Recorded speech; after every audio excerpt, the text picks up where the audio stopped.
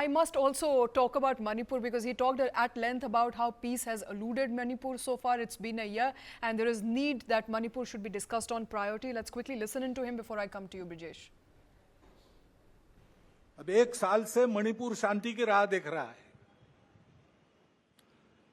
उसके पहले 10 साल शांत रहा। पुराना गन कल्चर समाप्त हो गया ऐसा लगा और अचानक जो कलह वहां पर उपज गया या उपजाया गया, उसकी आग में अभी तक जल रहा है, त्राही त्राही कर रहा है। कौन उस पर ध्यान देगा? प्राथमिकता देके उसका विचार करना ये कर्तव्य है। Brijesh Pandey continues to be with me. Brijesh, there is no saying that Manipur was an issue, and it was an issue should have dominated headlines for a very long time. We here at News9 tried to cover it as much as possible, but there was absolutely no acknowledgement from the NDA partners, the ruling BJP, at least in the last 1 year, of how bad things have been on ground, apart from that one rape case that actually caught the imagination of entire urban Indians, people with access to social media who were able to see it. Manipur has eluded public conversations. Well, absolutely. And I think, what is interesting is that, that though Home Minister Amit Shah visited Manipur once and, posed that ghastly incident which you are referring to, the Prime Minister also made it reference to it in this speech inside the Parliament. But the fact of the matter is that I think, the statement which has been made by Mohan Bhagwat is also a ringing indictment of the government in power. When he says that peace has eluded Manipur for more than 1 year and, the situation has still not come down to normalcy, and who will look into it? The government, the central government for the last 1 year has been of the BJP. The state government is of the Bharatiya Janata Party. And when your ideologue, when the big brother, something like RSS Supremo makes a statement in this regard, it also very clearly tells you that he is not at all happy that the way the entire situation in Manipur was handled.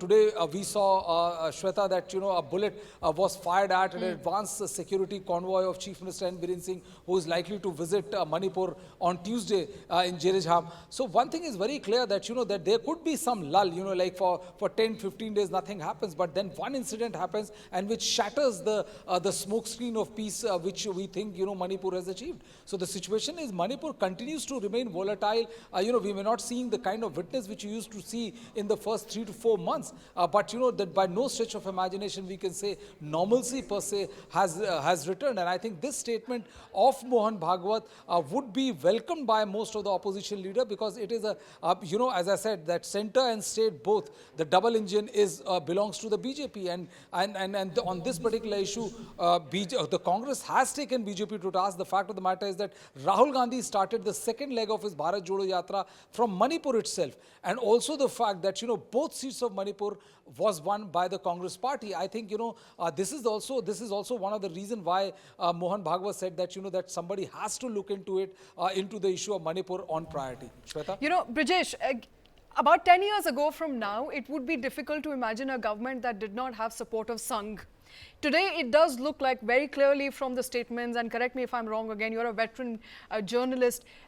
From what I'm reading today, there is a stark difference of opinion between what the Sar Sangh Chalak thinks and what BJP is doing on ground. Is there any material impact of what Mohan Bhagwat said? What Dr. Mohan Bhagwat said today, will there be any material impact on BJP at all?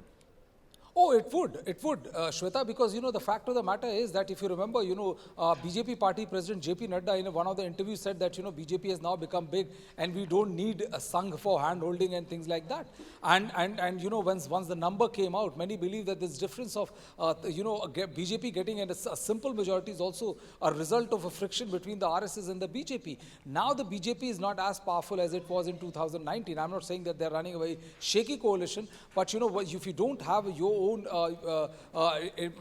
majority number, then the statement like this do put you on a back foot. It'll be very interesting to see, Shweta, one important appointment that is going to take place in I think next week or fortnight at max, is the position of President of Bharatiya Janata Party. It'll be interesting to see, whether Sangh gets his way in having a person as the Bharatiya Janata Party president, which will ensure that, that there is again a degree of conversation between the RSS and the the BJP, and we do not see a repeat of what JP Nadda said before.